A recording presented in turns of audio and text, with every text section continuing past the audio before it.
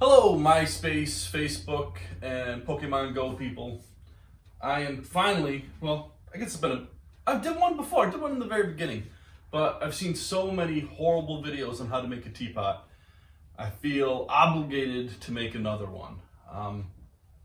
I'm not the best teapot maker in the world, but I'm probably in the top 1, 2, 3, 4.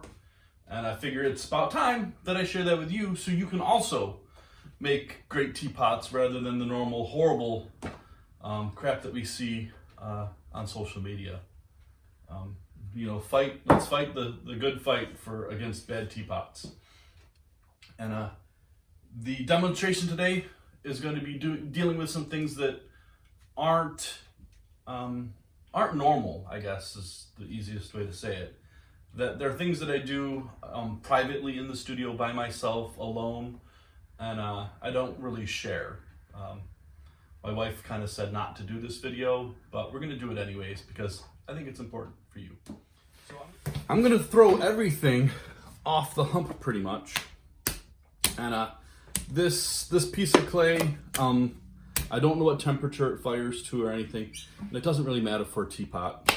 Bisque is usually good enough, but I will glaze fire this with kind of whatever I have around. I think I've got a bit of a chemical over there that we'll use. I'm also live streaming this right now through the little app thing over there. So I will be getting questions, and I'll try to read the question as we're doing this. So the first thing is going to be to center it. Throwing off the hump, it doesn't make a huge difference on how centered the piece of clay is, as long as the top part is centered.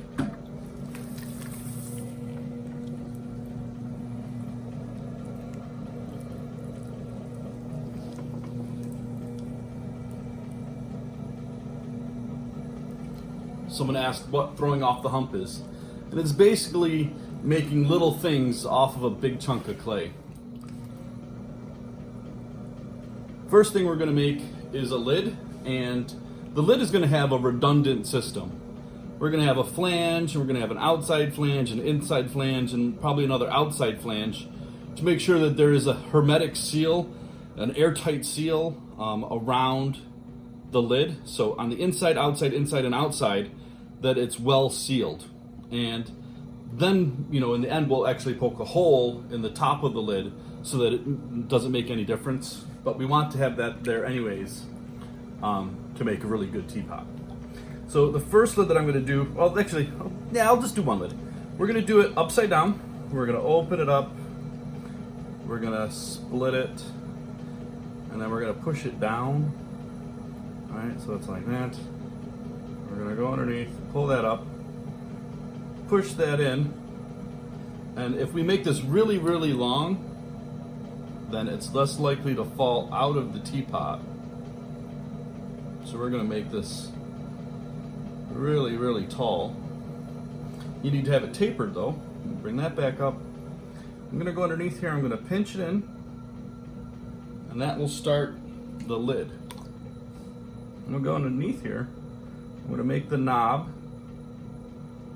and I'm going to go below the knob, pinch that off so that we have our lid, right?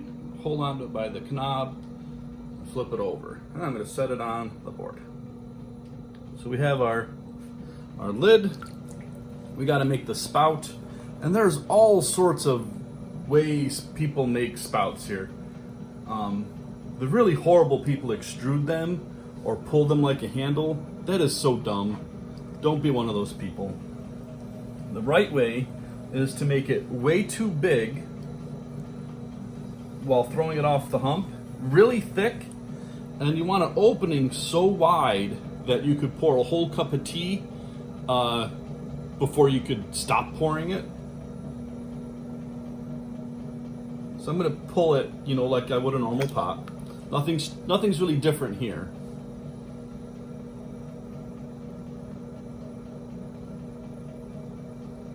At the top, at one point, a potter probably in England, thought it looked cute to have the top flare like this. So we're going to continue that flare.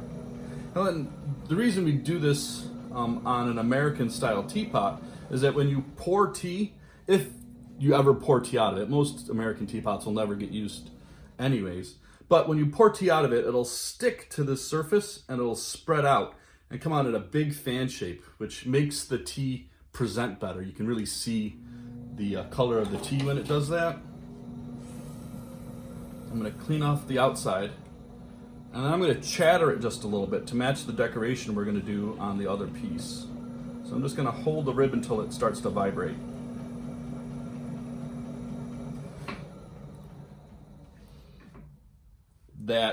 That is classy. Do a little bit more.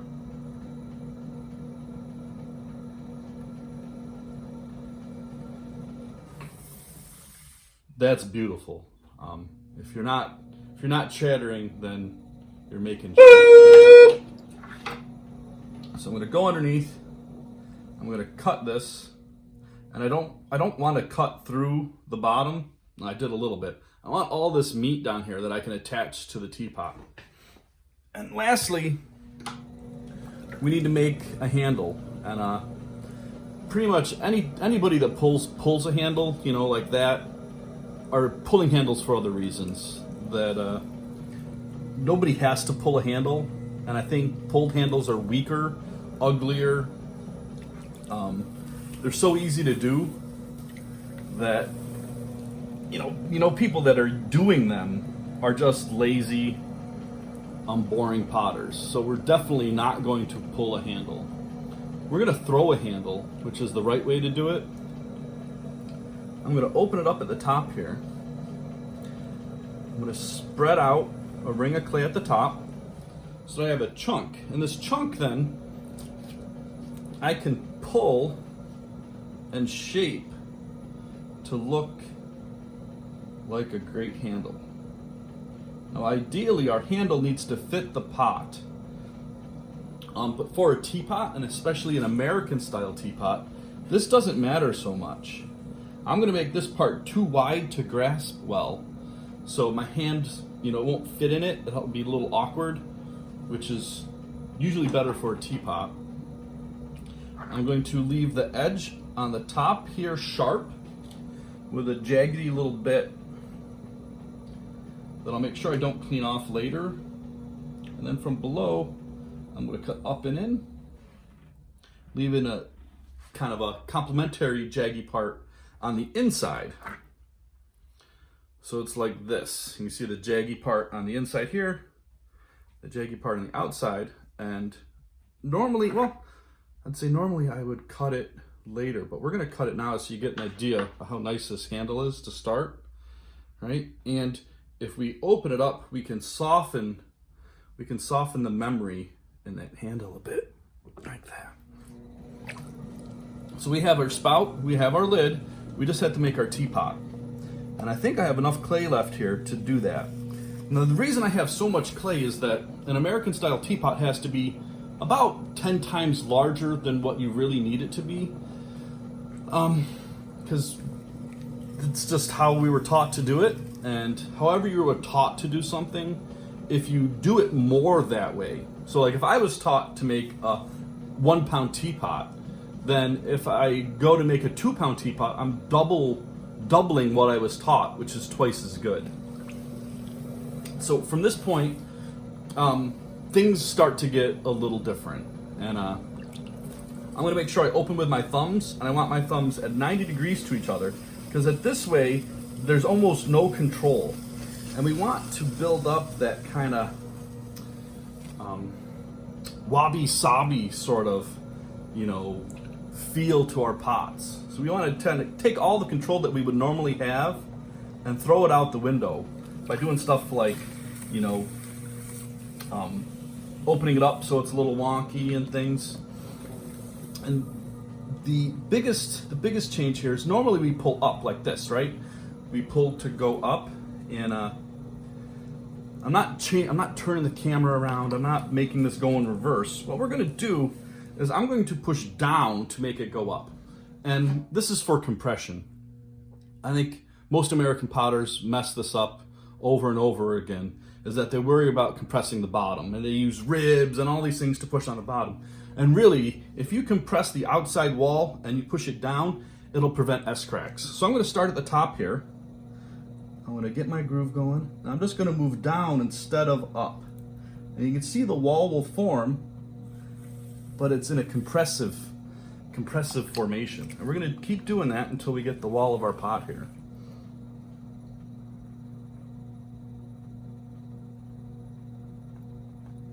It's so much better for the clay to do it this way. And most production potters that are throwing and aren't on Facebook are doing it this way.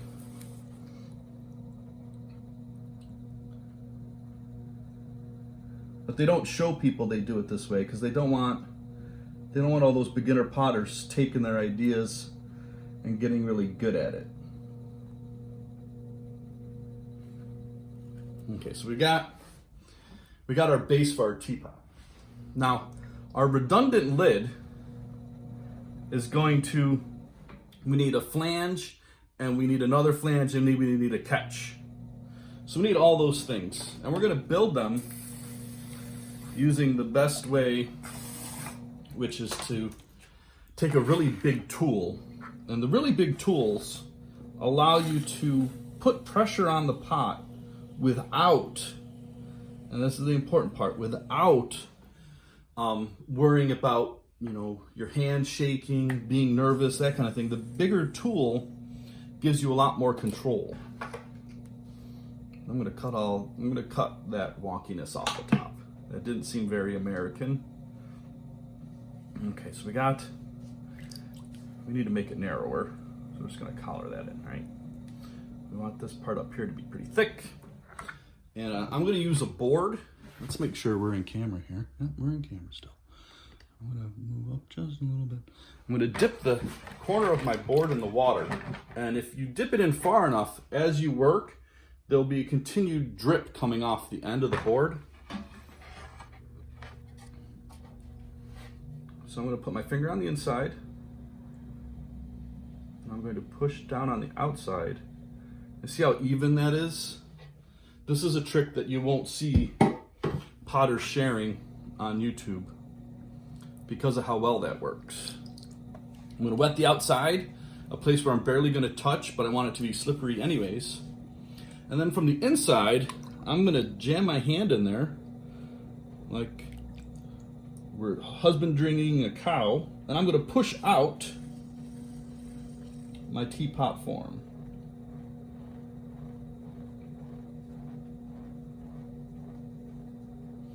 Now, when we get to the top, the part that we push down is now going to drop in like that, and then this flange comes up. Makes a fancy flangey bit. We're going to take our board again, and we're going to separate with the board. And for the same reason we used it as the thing, we're going to use it as the rib on the outside.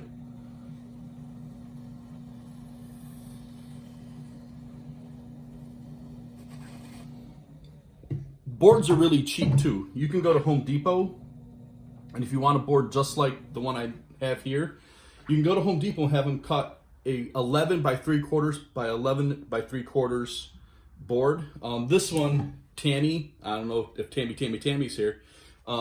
Tammy is here. Yeah, that's your board. She left her board in the studio on the table, so I took it, and because I don't like going to the hardware store. So right now we have our redundant system fit in there, but it's not quite wide enough. So we're gonna stretch it out some to make sure this will fit. There. Now, we could get it to fit in the grooves and everything, but for a teapot like this, it doesn't matter that much. That's perfect as that is. And then we want to cut the skirt off. We want to get the water out of the bottom. And then, I think a lot of the teapot videos I see them futzing around with drying and everything. And as an American style teapot, this should be quick and with more fire than other things. So we're going to take the torch, and I will fast forward through this. Maybe I'll put some fun music on for you.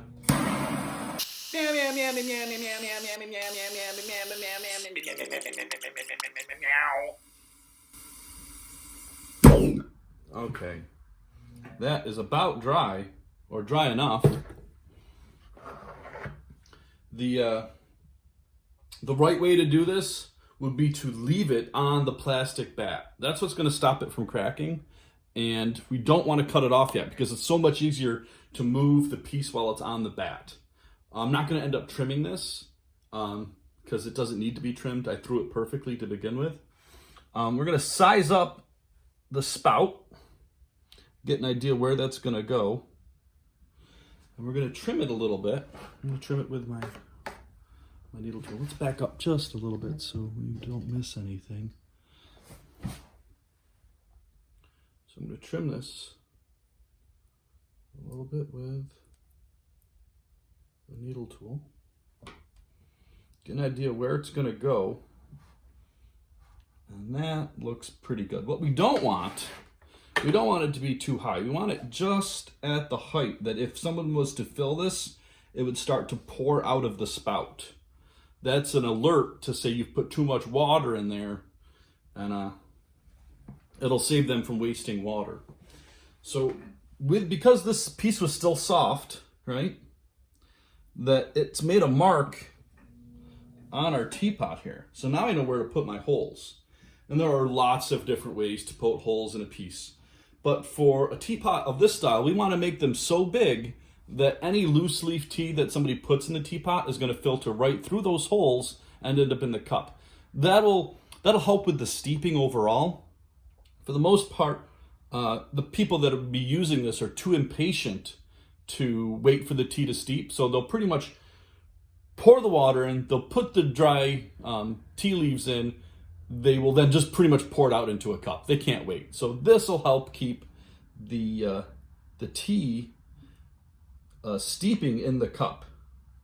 So I'm pretty much poking a hole with the backside of my needle tool and then wiggling it around to be large enough to fit a tea leaf through. Now, you can make tea bag style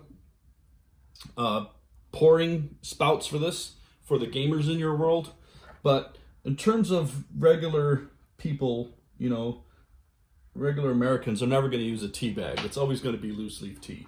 I don't know what their aversion to tea bagging is, but we don't have to worry about everybody. We just have to get, you know, for the most of us. So we have this piece now, and I'm going to dry it out a little bit. Don't dry it out by holding onto it and using the torch, because you can burn yourself. Oh, we have a question. So the question is, can I make coffee in a teapot? And yeah, you can make coffee in a teapot. It's perfectly fine. For the same reason you can make tea if you're using the loose leaf tea. Coffee floats, right? So if you put coffee in here, you just got to make sure you pour it quick, and all the coffee grounds will get stuck in the top.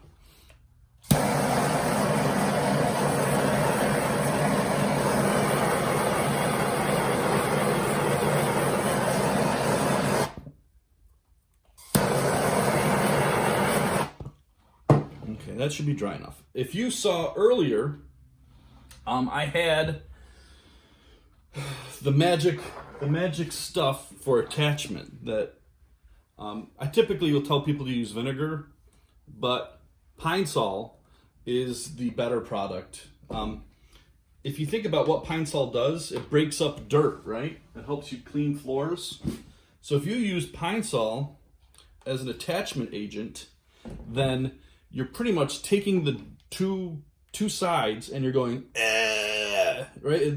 And the two sides get all, and when you put them together, they go, and then they stick better. So first thing is to scratch up the sides And I use a credit card and draw cursive L's. I usually teach people to draw cursive E's, and that's just to throw them off.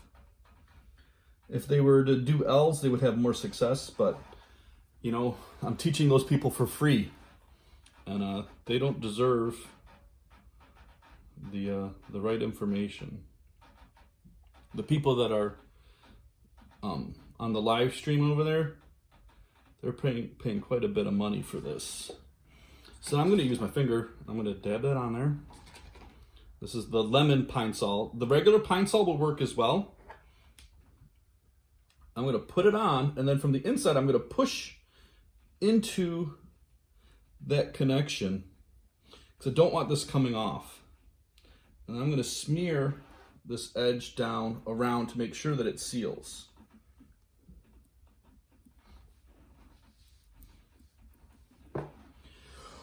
And you test this. You always test your teapot. You put your hand on one side, you blow in, and make sure air comes out so that you know that the tea or coffee will come out as well.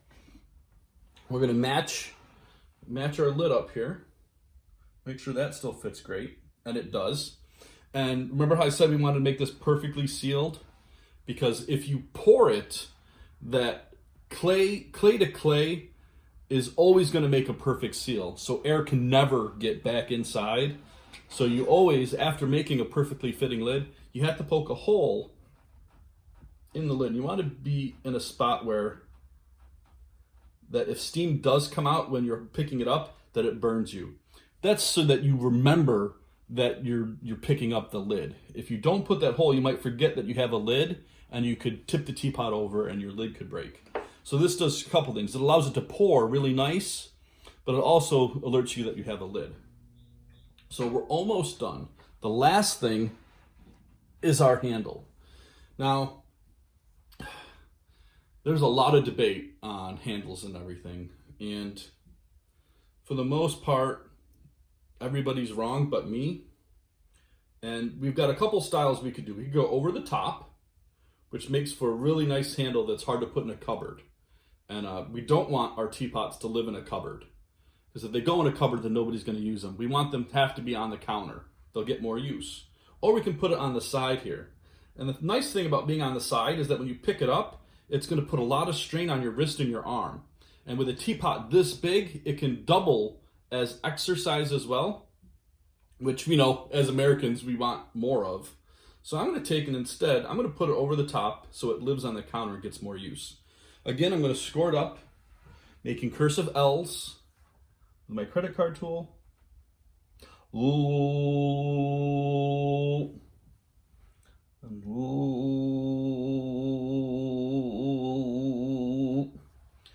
Oh, I have, I shouldn't use the name. Wants to know why a pulled handle, why a pulled handle is so much more disgusting than a thrown handle like this. And basically, if you're a real potter, you won't pull a handle. It takes too much time. They're ugly. I mean, look at how much nicer that is. And it fits in the hand so much better-ish. And that's it. Now we just have to let it dry. And again, most of the time, you're going to see people covering them up or taking precautions. But a teapot like this, you're just going to leave out and let it go.